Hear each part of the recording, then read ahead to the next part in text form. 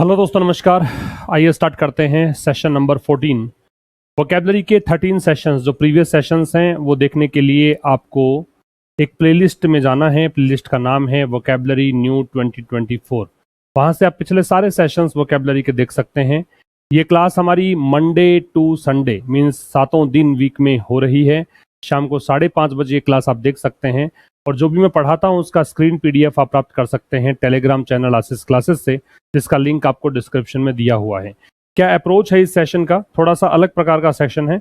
यहाँ पर एक सेंटेंस लेकर हम लोग उस सेंटेंस को जो डिफिकल्ट वर्ड होता है उसको हम डिस्कस करते हैं, उसकी वर्ड कैटेगरी निकालते हैं, उस सेंटेंस का ट्रांसलेशन करते हैं। ठीक है, कोई ग्रामर की बात हो तो वो ग्रामर वाला कॉन्सेप्ट भी डिस्कस करते हैं। तो इतनी सारी चीज़ें एक ही सेशन में आपको देखने को मिलती है। पेन नोटबुक लेकर आपको बैठना है और एंड तक सेशन में बने रहना है। और अगर आप चाहते हैं कोई पेड कोर्स एक्सेस करना तो आपको आशीष क्लासेस एप्लीकेशन डाउनलोड करना है, उसका लिंक भी आपको डिस्क्रिप्शन में दिया हुआ है। ठीक है, आइए स्टार्ट करते हैं। सबसे पहले तो पिछले क्लासेस की जो वर्ड्स थे उनमें से कुछ रैंडम वर्ड्स मैंने लिए हैं, उनका रिवीजन हम कर लेते हैं। तो पहला शब्द है ट्राइंग। ट्राइंग का मतलब, ट्राइंग जो शब्द है इसको हमने क्या डिस्कस किया था। ट्राइंग है जो एक एडजेक्टिव है, इसका मतलब होता है डिफिकल्ट या फिर इसे हम कहेंगे टैक्सिंग। ठीक है, मुश्किल को बोलते हैं। किसको बोलते हैं? मुश्किल। जो कठिन है, मुश्किल है, वो क्या है? ट्राइंग है। दूसरा शब्द है डिसोनेंस। डिसोनेंस की वर्ड कैटेगरी नाउन है।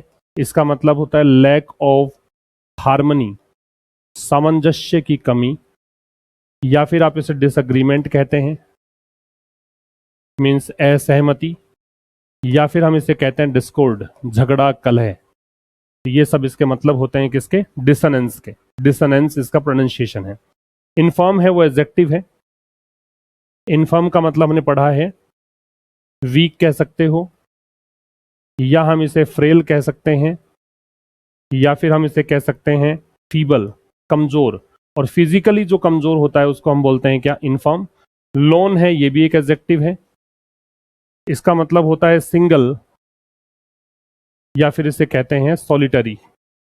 सिंगल या सॉलिटरी इसका मतलब होता है। और एक अंतिम शब्द है स्ट्राइडेंटली, जो कि एक एडवर्ब है, LY लगा हुआ है इसमें। ये होता है फोर्सफुली, या इसे हम कहेंगे ब्लैटेंटली, मतलब मुखर तरीके से, जोरदार तरीके से, ब्लैटेंटली। ये इसके मतलब है। एक बार इसका स्क्रीनशॉट ले सकते हैं और उसके बाद में हम लोग आगे की बात करते हैं, आज की क्लास को स्टार्ट करते हैं।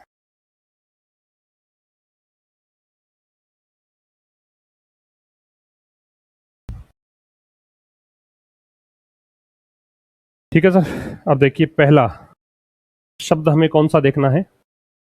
इम्ब्यू। पहला शब्द है इम्ब्यू। इम्ब्यू की वर्ड कैटेगरी दिख ही रहा है आपको कि ये वर्ब है, इज के साथ दे रखा है थर्ड फॉर्म। वैसे एडजेक्टिव का काम यहाँ पे करेगा, वैसे ये वर्ब होती है। इम्ब्यू का मतलब होता है इंस्टिल या इन्फ्यूज। इंस्टिल या इन्फ्यूज मतलब भर देना। क्या मतलब होता है? भर देना। ठीक है, किसी चीज से, किसी भाव से भर देना, ये इसका मतलब है, भर देना। क्या मतलब हुआ इसका? एज यू लिसन, जैसा आप सुनते हैं तो आप नोटिस करते हैं, जब आप सुनते हैं तो आप नोटिस करते हैं कि कैसे हर एक शब्द जो है वो भरा हुआ है अद्भुत एक आश्चर्य के भाव से। ये मतलब है। ठीक है, जब आप सुनते हैं तो आप ये नोटिस करते हैं कि कैसे हर एक शब्द जो है वो भरा हुआ है आश्चर्य के भाव से। ये इसका ट्रांसलेशन हुआ। तो पहला शब्द हमने डिस्कस किया इम्ब्यू, जिसका सिनोनिम क्या है? इंस्टिल है या इन्फ्यूज है। नेक्स्ट पे आएंगे। अगला वर्ड है मैग्नीफाई। और मैग्नीफाई की वर्ड कैटेगरी भी दोस्तों है वर्ब, क्योंकि टू के साथ दे रखा है, बेस फॉर्म है। मैग्नीफाई का मतलब होता है इंक्रीज या एनहांस या बूस्ट। हिंदी में क्या बोलेंगे? बढ़ा देना। क्या बोलेंगे? बढ़ा देना। ये इसका मतलब है। मैग्नीफाई अ प्रॉब्लम मतलब एक प्रॉब्लम को बढ़ा देना। ठीक है, एक प्रॉब्लम को बढ़ा देना, ये इसका मतलब होगा। तो मैग्नीफाई का इंक्रीज है, एनहांस है, बूस्ट है। क्या कहना चाह रहा है ये इस सेंटेंस के माध्यम से? टू मैग्नीफाई ए प्रॉब्लम, एक समस्या को बढ़ा देना। ठीक है, समस्या को बढ़ा देना इसका मतलब है।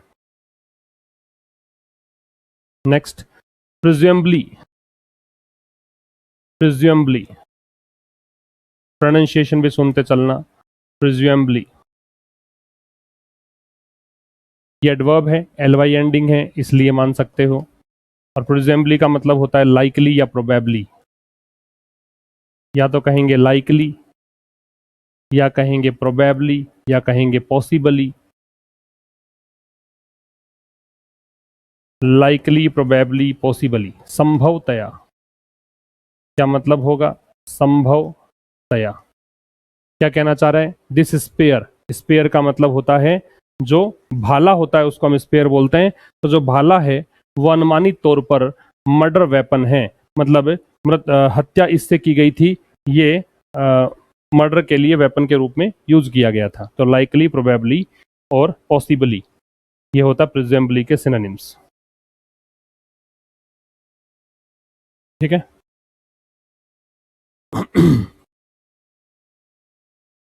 नेक्स्ट पे आइए, अगला वर्ड है एक्सेंचुएट।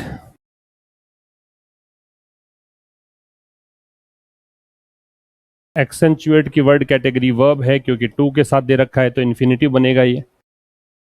इसका मतलब होता है एम्फसाइज, या इसे कहेंगे अंडरलाइन, या कहेंगे अंडरस्कोर।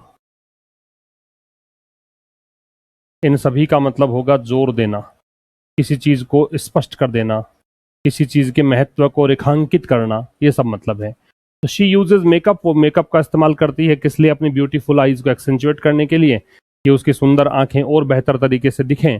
तो उसके लिए वो क्या यूज करती है? मेकअप का इस्तेमाल करती है। तो एम्फेसाइज, अंडरलाइन या अंडरस्कोर इसके सिनोनिम्स होंगे। ठीक है, मैंने इसके पहले वाले का बता दिया था, क्या क्या मतलब बता दिया था, है ना। नंबर 5 पे आएंगे, एक्सोर्ट। EXHORT क्या है? वर्ब है, क्योंकि ये तो नेम है तो ये नाउन है, और ये सब्जेक्ट है वैसे यहाँ पे, ये इसकी वर्ब है। एक्सोर्ट, एक्सोर्ट क्या है? वर्ब है। इसका मतलब क्या होगा? इसका एक तो होगा एनकरेज,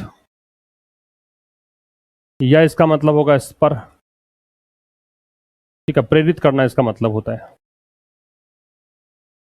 अर्ज भी हो सकता है,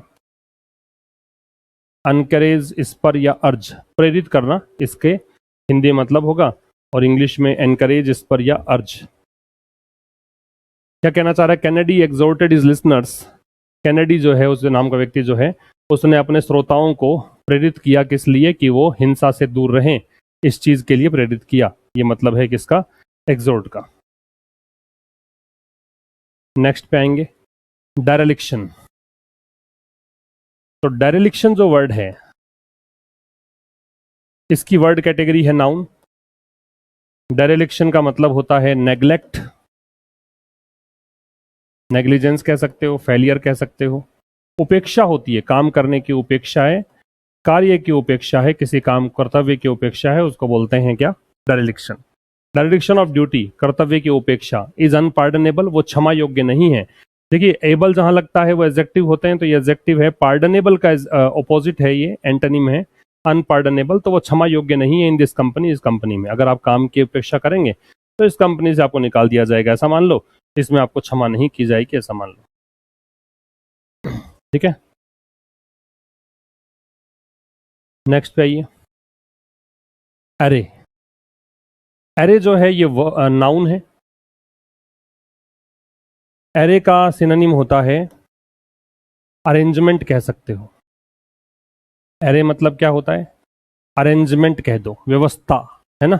विन्यास इसको बोलते हैं, वैसे व्यवस्था कह सकते हैं। ठीक है, तो व्यवस्था है तो इसको ऑर्डर भी कह सकते हो आप, व्यवस्था। क्रम भी कह सकते हो। क्या कह रहा है? The markets will with their wonderful arrays of fruit and vegetables. Markets, और मार्केट में बहुत ही अद्भुत तरीके से व्यवस्था की गई है, या व्यवस्थित क्रम में रखा गया है फ्रूट और वेजिटेबल्स को। फ्रूट है वो अनकाउंटेबल नाउन होता है, ये आपको पता होगा, और वेजिटेबल जो है वो काउंटेबल है, ये ध्यान रखिएगा। फ्रूट है वो अनकाउंटेबल नाउन है और वेजिटेबल जो है वो काउंटेबल नाउन है, ये ध्यान रखिएगा। तो एरे का मतलब क्या है? अरेंजमेंट या ऑर्डर। नेक्स्ट पे आइए, प्रैग्मेटिक का मतलब देखना है। तो प्रैग्मेटिक जो है वो एडजेक्टिव है। एडजेक्टिव इसलिए है क्योंकि यहाँ पे द डिटर्मिनर है, डिटर्मिनर के बाद दो शब्द हैं, तो ये एडजेक्टिव है और ये आपका नाउन है। इसका मतलब होता है प्रैक्टिकल, या इसे कहते हैं रियलिस्टिक। व्यवहारिक कह सकते हो, यथार्थवादी बात कह सकते हो, जो होने योग्य हो, जो बस केवल आदर्शों में नहीं हो, जो केवल कल्पनाओं में नहीं हो सकता हो, उसे हम क्या कहते हैं? प्रैग्मेटिक। तो इन बिजनेस में the pragmatic approach to problem is often more successful than an idealistic one. कि अगर आप कोई प्रॉब्लम के लिए ऐसी अप्रोच अपनाएं जो कि व्यवहारिक है, वो ज़्यादा सफल रहती है आदर्श किसी अप्रोच की बजाय। आप आदर्श तरीके से चलोगे तो हो सकता है आप असफल ना हो, मतलब सफल ना हो, प्रॉब्लम का सलूशन आपको ना मिले। लेकिन अगर आप व्यवहारिक अप्रोच अपनाएंगे जो होने योग्य है, जो प्रैक्टिकल है, तो फिर ये चीज़ जो है वो आपको सफलता ज़्यादा जल्दी से दिला सकती है, ये मतलब है इसका। ठीक है, नेक्स्ट पे आइए। यहाँ एट द हेल्म, ये एक फ्रेज है क्योंकि ग्रुप ऑफ वर्ड्स है। ग्रुप ऑफ वर्ड्स होता है वो फ्रेज होती है। इसका मतलब होता है इंचार्ज। इंचार्ज कह सकते हो या आप इसे कह सकते हो इन कमांड। जो प्रभारी होता है, जो हेड होता है, जो किसी चीज को डील करने वाला होता है, जिसके पास चार्ज होता है, उसको बोलते हैं at the helm. She is the first woman to be at the helm of this corporation. इस कॉर्पोरेशन में, इस कंपनी में हेड होने वाली, मतलब पहली महिला है ना, जो वो इंचार्ज होंगी इसका कॉर्पोरेशन में, ये मतलब है। तो इंचार्ज या कमांड इसका मतलब है।